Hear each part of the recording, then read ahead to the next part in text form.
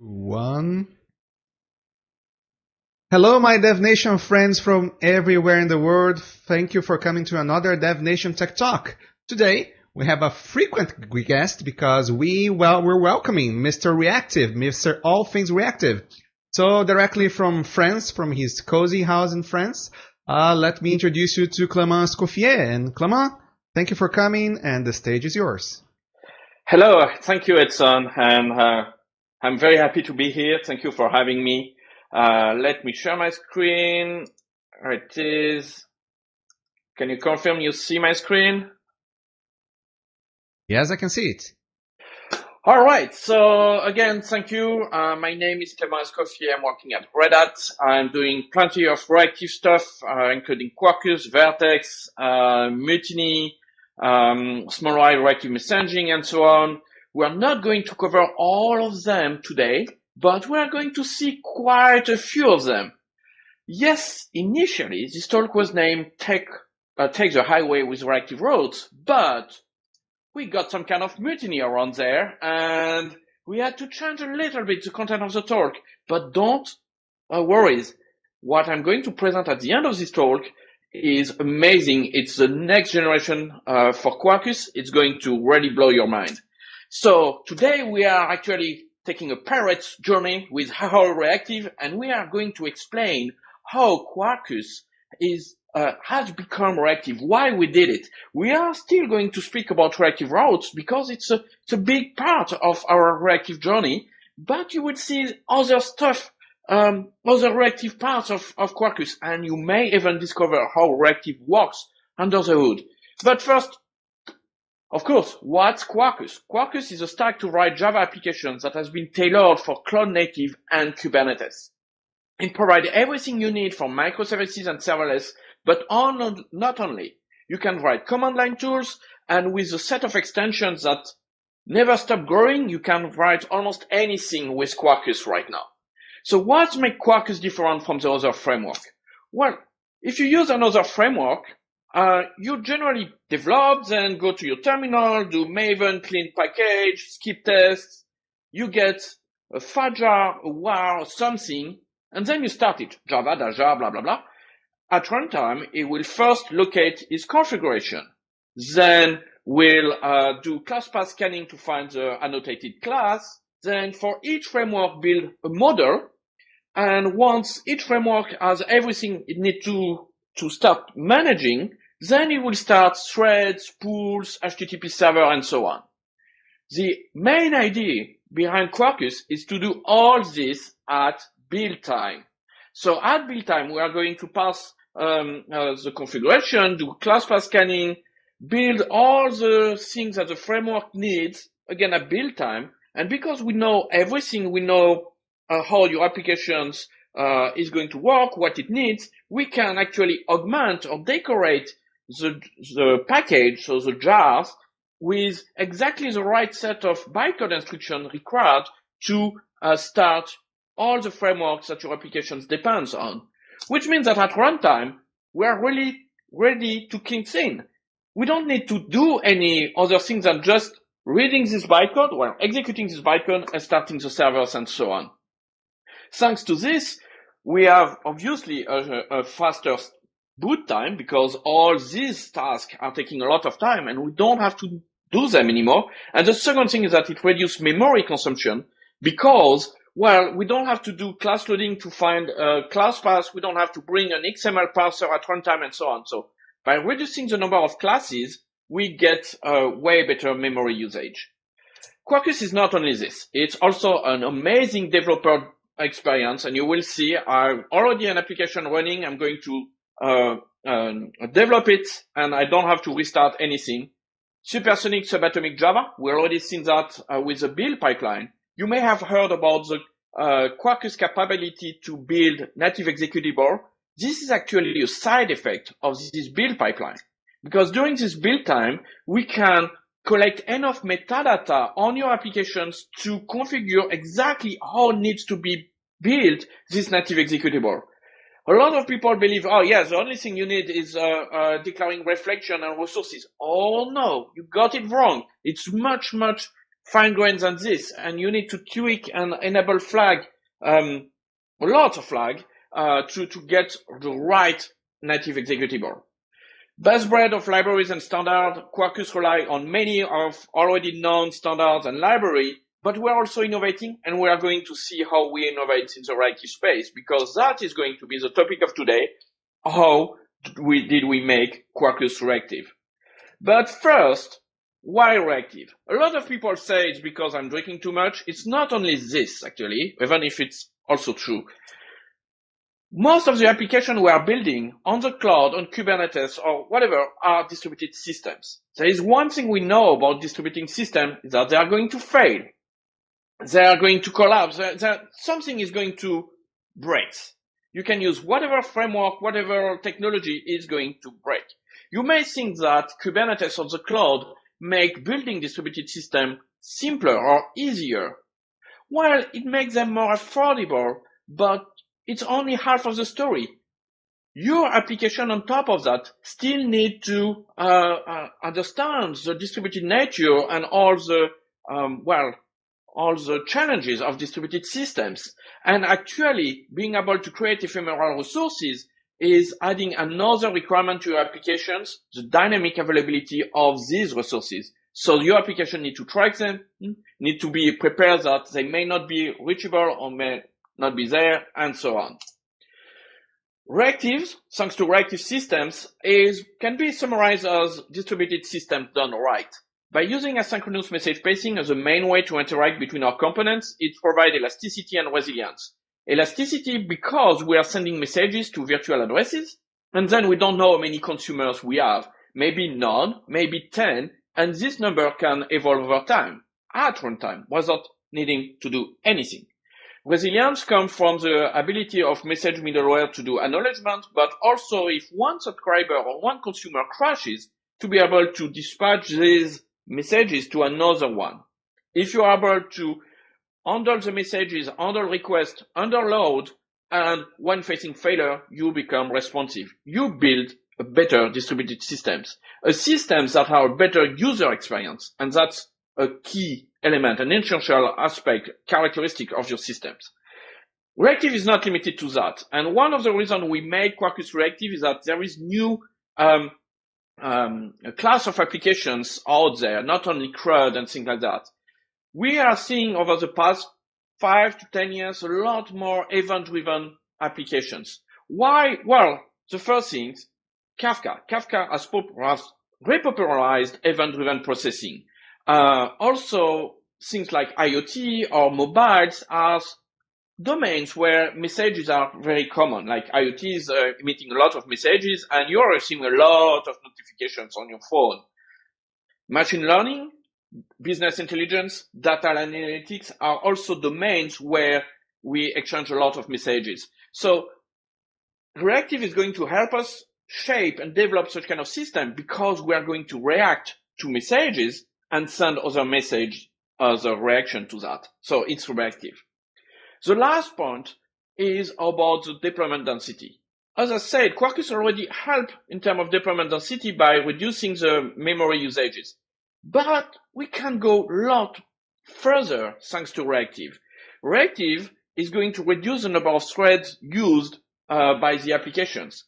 And with this, we are going to save a lot of memory and a lot of CPU, which means that on a set of resources, you can deploy more applications that will handle more requests, more messages.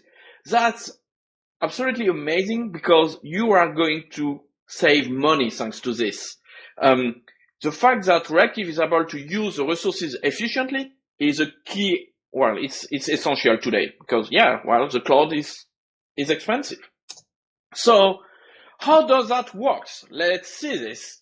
So our reactive frameworks are built on top of these three layers. We first have non-blocking I/O, which leverage operating system facilities to have a single thread to handle multiple concurrent I/Os. So if we take ePOR, but there is also things like KQ, IOU ring, or select. Basically, we have a set of file descriptors that represent our interactions, and one thread that will traverse this set of file descriptors to know when things are done, when we have the response or something like that. On top of that, we have a reactive framework that will make all these low-level aspects generally implemented with native in the Java world. So the reactive framework is going to make all those low-level aspects a little bit more consumable by the application code. But there is one thing, and that's why there is a bottle of rum here, because we generally need that when we realize this small issue. The non-blocking I/O is calling the reactive framework using the I/O thread, the equal thread. So that means that the application code is also going to be called with that thread, which means that you cannot block anymore, because if you block, then the full model collapses. You cannot handle any more requests. Reactive is a different concurrency model that comes from the fact that we are going to leverage non-blocking I/O, but you need to write non-blocking code. So how does that work? Because when you realize that, you say, oh, son of a biscuit header, which you can check the pirate dictionary to know what it means, but you realize that something is going to be quite difficult. But how do we make it in Quarkus is to really simplify this. We still have our non-blocking I/O based on Vertex and native, our Quarkus extensions, and then we have a routing layer. And the routing layer is going to decide whether it can stay on the I/O thread or if it needs to switch on a worker thread. If it realizes that it's a reactive endpoint, no problem. We can stay on the I/O thread and we stay on the thread, so we don't do the switch. If we are calling something that can block or may block, then we switch to a worker thread. We lose a little bit some of the ability of reactive, but while we can write simpler code. So what's the advantage to stay on the I/O thread? Well, let me show you the last result of the TechEmpower benchmark. So go to techempower.com and you can check that. This is round 19 that was run in May or something like that, so earlier this year. And this approach that I just explained is the approach used by Vertex. And that's what makes Vertex one of the prominent competitor on this benchmark. Whatever the category you check, you will see Vertex and a few variants of Vertex, because we have Vertex Web and Vertex, pure Vertex Core, really fast, be able to handle a lot of concurrency. Again, having a lot of concurrency means having an application that can handle a lot of loads, which save resources for the other applications. So let's go back to the slide and see how we did that. So let's have a look at let's have a look at the Quarkus story. So the Quarkus project started a long time ago, but I'm going to have a look to the last 2 or maybe 3 years. So the journey to become a prominent reactive actors has not been that simple, because initially in the first proof of concepts around Quarkus that was named Protean at that time, it was absolutely not reactive. It was focusing on CRUD. So what we were able to do there was, well, what we can still do today is to have JAX-RS endpoint like this, hey hoy, and I can call them. Let me see. I should be able to call it. Yes, here we are. We have hey hoy, we have arg, and what's important here is that we are called on a worker thread. Because yeah, it's JAX-RS, it's imperative. Quarkus supports a Spring compatibility layer, so you can also write Spring code like this. So if you are using Spring, that should not surprise you. And if I call this, well, we still get called on the worker thread. So that's great. That's not reactive, but at least it was a start. So how did things evolve after that? Well, after that, I started getting involved in the project. And because of my Vertex background, I said, well, it would be great if we can run Vertex on top of this new framework. So we reached the Vertex Cape. And be aware, there is sharks around the Vertex Cape, so it can be a dangerous area. So what happened here? Well, the first thing we were able to do is to have an extension, a vertex extension that was running, and it's still the case. So there is a manage vertex instance in Quarkus that you can inject that way.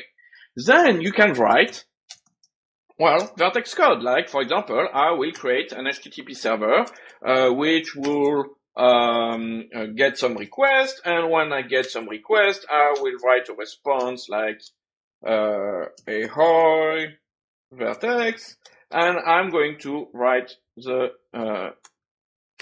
name of the thread to know on which thread it's called, where I am here, and obviously I need to listen. I'm going to listen on the port 8082. On the port. So if I have this, and I go back here, oh, wrong one, sorry, come on, and I go to 8082, boom, I got AL vertex, and here I'm called on one of the event loop. So see, here we were called on a worker thread, here we are called on an event loop, which is one of these IO threads. So you may ask why I got 13 of them. I got even more than this. It's just because the number of event loops is 2 times the number of CPU cores of your machine. So that explains it. So that's great, but, well, that's a second server. That is not really what we want here. We don't want to have a Quarkus application with 2 HTTP servers. So that's what we did after this. We went to the HTTP island, where we have rebased everything on top of our vertex layer, on top of our vertex extensions, which means that we have now vertex, and then our extensions, and the routing layer. So let me demonstrate that. So it's not only vertex, it's actually vertex and vertex web, and one of the main components of vertex web is a router on which you can register routes. And because it's running underneath, you can add routes, but you can also use it programmatically. So I got my router, and I will do get on. So I get requests that are on. I will on response with response and sail home plus again get current thread get name. So if I do this, I go back here and I call it. Yes, I should get this. So now on the same server that was serving the Spring endpoint and the JAX-RS endpoint, we got something called on the IO thread. It starts to be reactive. We start to have something a little bit more interesting here. But I need to prove you that this code is actually executed even when we have JAX-RS and Spring. So let me do something a little bit different here. I'm going to register filter. A filter, when you use a router, is just a handler that will get the request. And let's say that here I want to put some header, and I will call this xship here and get ships, and we will get one of the most known pirates ships that we can use. And then, because it's a filter, I need to call next, or nothing else is going to be called. So if I go there and I call my Spring endpoint, for example, we see that we now have our new headers here, and that's also the case for the JAX-RS endpoint. So what's important here is that you can, thanks to this, add reactive filters to your JAX-RS, Spring, or reactive routes that we're going to see very, very easily.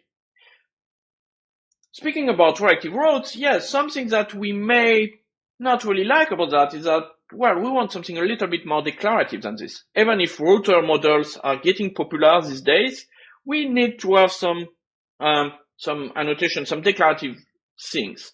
So that's what we are going here, and we are going to do there. I have another annotation, which is a reactive route, where I say, okay, I want to handle get request on path /carouser, and when I got this, I will say handle I get a routing context as parameter, and here that's going to be the same code. I will do an AND and say where's the booty. Same thing. I'm going to display the thread name.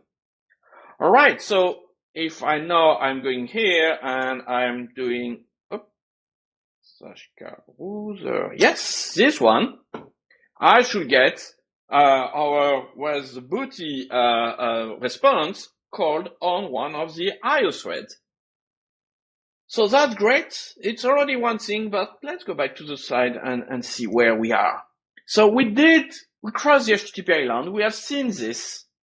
We had a long adventure around the Kafka monsters that I'm not going to cover today because, well, this is a big topic. And, well, Hudson can reinvite me later this year or next year where I can go in depth around our fight against the Kafka monster. But it's the same idea in the sense that you can consume or write to Kafka in an imperative or reactive way. Reactive on the bottom, and then we have a routing layer in between. But what I want to talk today is what happens on any pirate ships. We got some kind of mutiny because, well, it's nice to be able to write reactive code and asynchronous code, but it's hard to write. And there is plenty of reactive libraries out there, but except if you want to be lost in a nomad hell, it's not something that you want to read in 6 months or 6 months after you write it. And most of the time, you don't maintain your own code. You delegate that to someone else or yourself in 6 months. And when you read all those chain code, you say, oh, what was that? So we decided that we needed a better reactive experience here, a better reactive programming library, and we built Mutiny. And how Mutiny has been integrated is absolutely awesome in the sense that everything in Quarkus is actually or has a Mutiny API. And obviously, one of the things that has Mutiny API is our reactive routes. So if let me copy this. If I get something like this, Shantae, which is a song sung by pirates, I can return a uni, which is one of the type provided by Mutiny, uni of string, for example. I will call that get quote, okay. And then I need to return a uni. A uni is like a kind of a features. It's has some differences, but basically it's a reactive type that get a value, an item in the Mutiny lingo asynchronously, probably later. And here what I'm going to do is that I'm going to call this quote gRPC services that we're going to see in a few minutes. So I'm calling this code. Yes, so quote request, new builder.build. This is gRPC code. When the gRPC services sent me this, the response, then I got an item. That's my response. And I'm going to extract from it to transform this response, which is a quote reply. I'm going to just extract the quote and just return this. And now, if I do this, I should get one of the famous quotes from pirates. The code is more like guidelines, really. If you know Jack Sparrow, you can recognize this quote, even if it's not Jack Sparrow that said it, I guess. So, one thing we can do here, too, is to do the same thing, but with a stream. I want this time to return a set of quotes, and let's say 3 quotes. So I will do multi dot. There is several ways of doing this, but I like this way these days. So I create a range from 0 to 3, and on item I will ignore this, and I would just call get quote. And I need to decide if I want to merge or concatenate. I don't care in that case. I would just do this. And here, if I do this,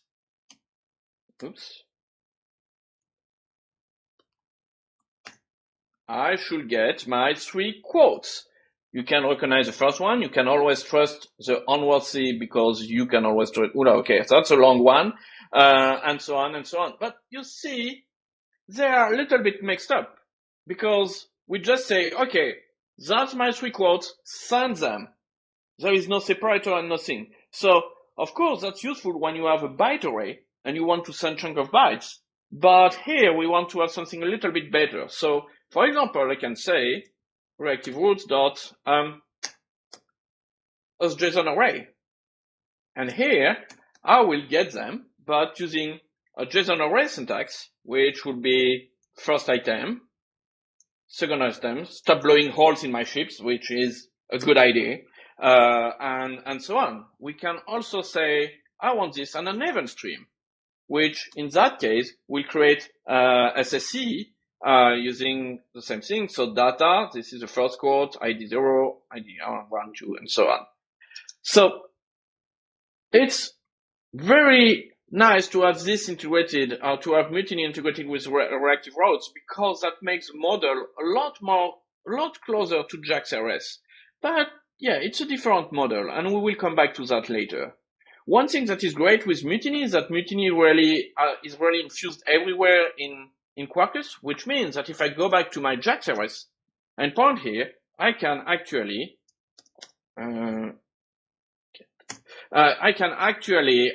return a uni from a JAX-RS endpoint. So if here I want to get a pirate, and I will get a pirate from my database, we will see how it's done in a few minutes. Pirate.get random pirates. Yeah, that's a pirate. And here I should say pirate. Here. So now we got pirate, sorry.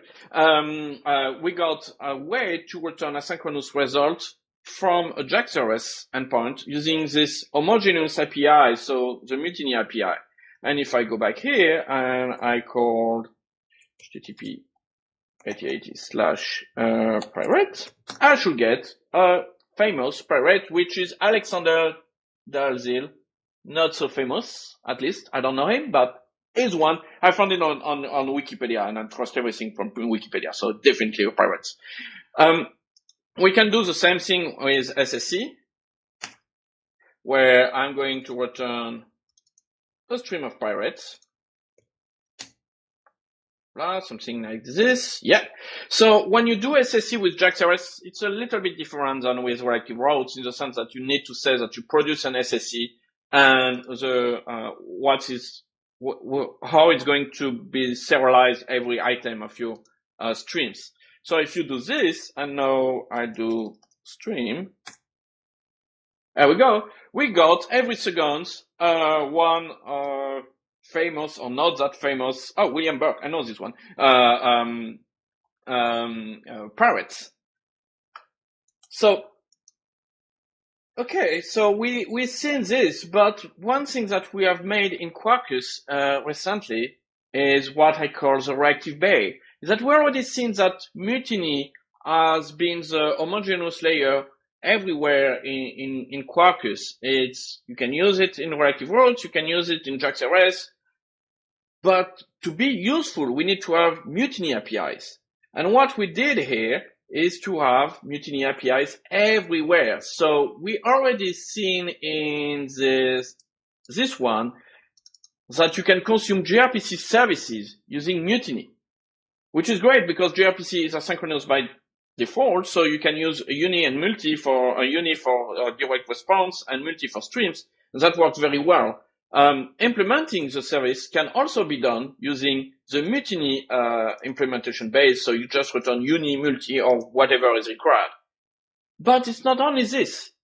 We also got recently Hibernate Reactive, which is an implementation of Hibernate, so the ORM that you use, but on top of non-blocking reactive driver coming from the Vertex ecosystems.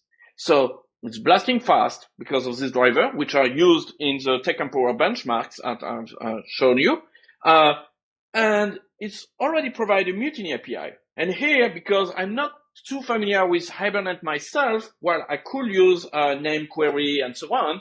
I could also use Hibernate Reactive with Panache because we have it already. Hibernate Reactive with Panache is the panache we were using before, but on top of Hibernate Reactive, which means that all my methods are synchronous, running on the event loop, and so on, totally non-blocking, and boom, don't need to switch thread anymore. So that's really great. And the last thing I want to show you, and that is going to conclude my presentation, is something we have been cooking for a few months. It's something that is not yet in Quarkus. And that's what I wanted to show you today, because that is amazing. So let me switch to another, to another IntelliJ, this one. Recently, we had the chance to integrate something called REST-easy Reactive.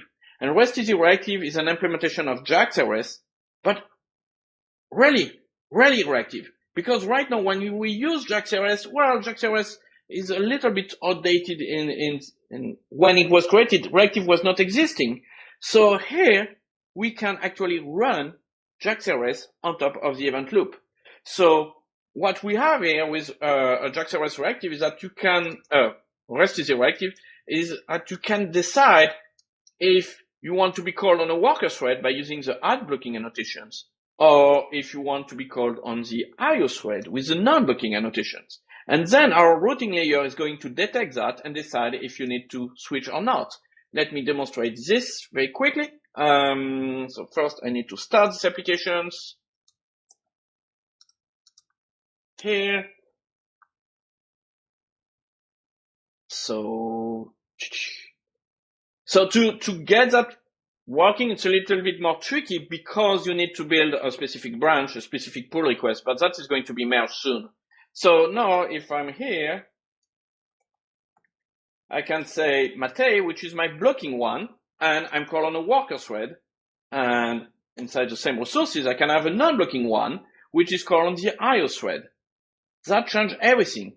That changes that now you don't need to know two different models. You have mutiny as a glue, and you have the same set of annotations. And look at this. We have, in dev mode, some diagnostics that would tell you the efficiency of your endpoint. Like the first one, Mate, so the blocking one, it checks and say, okay, so you have a score of 66 over 100. So it's good, but not that great. If you switch to fully reactive, 100 over 100. And then you look, my API is 83 over 100, so it's not too bad. It's efficient enough. But with this, you can decide if you want to continue with imperative, switch to reactive, and decide. And you will have details about all these steps when it will be merged in Quarkus. So that concludes my presentation. That's what I call the reactive place where we are right now.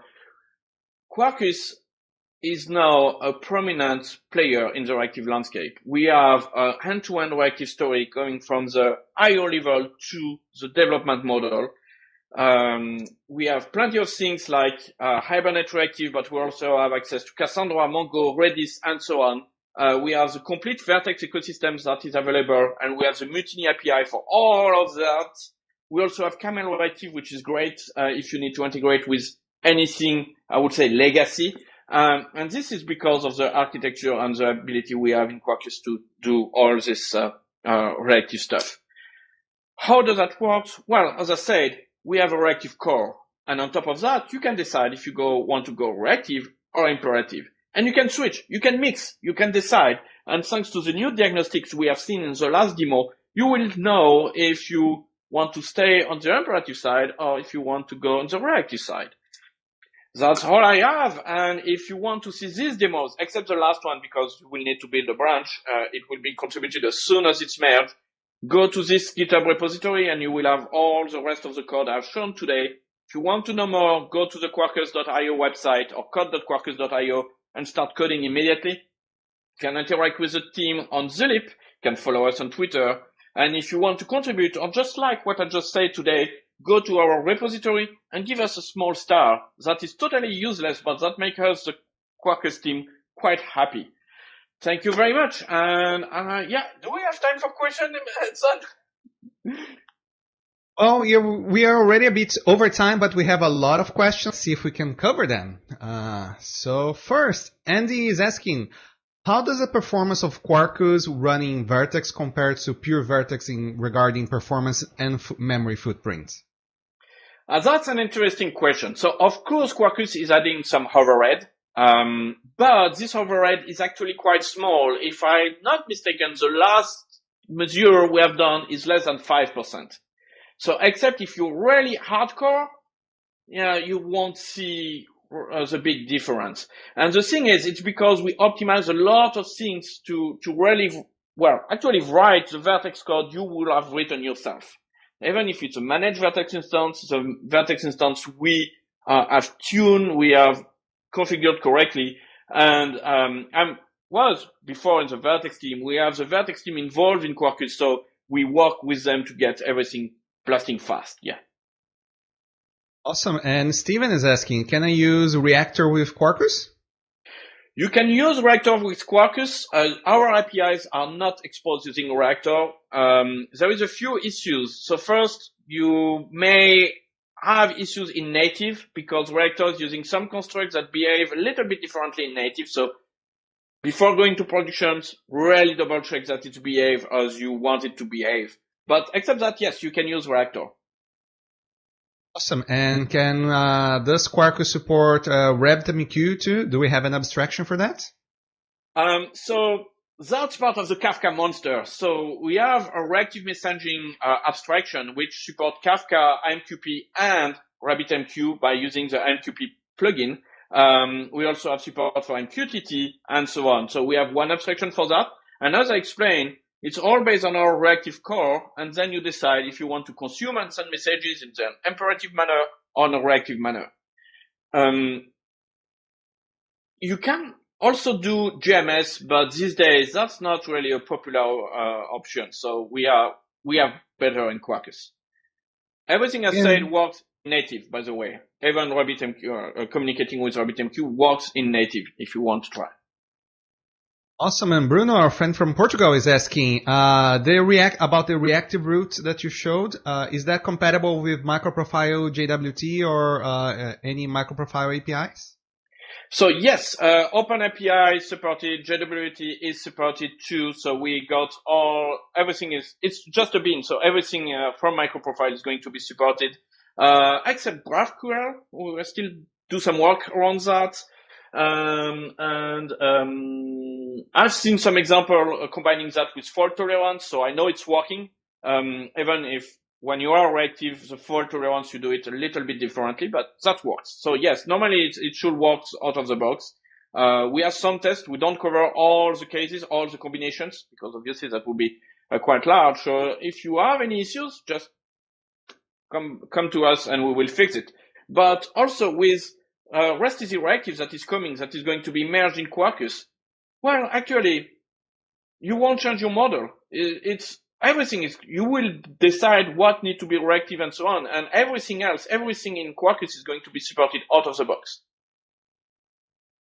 Awesome. And Steven is asking again, can I create an event bus in Quarkus?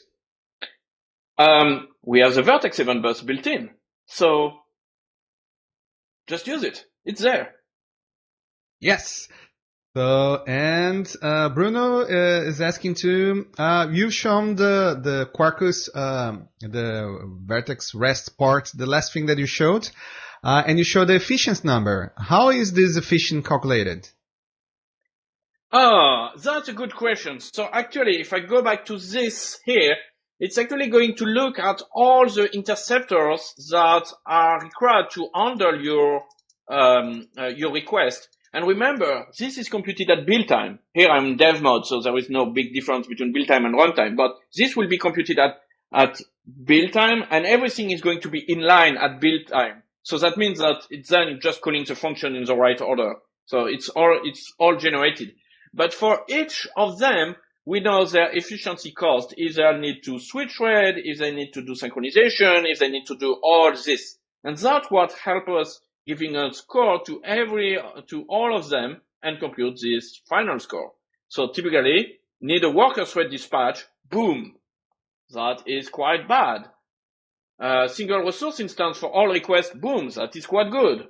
So that's how it's computed.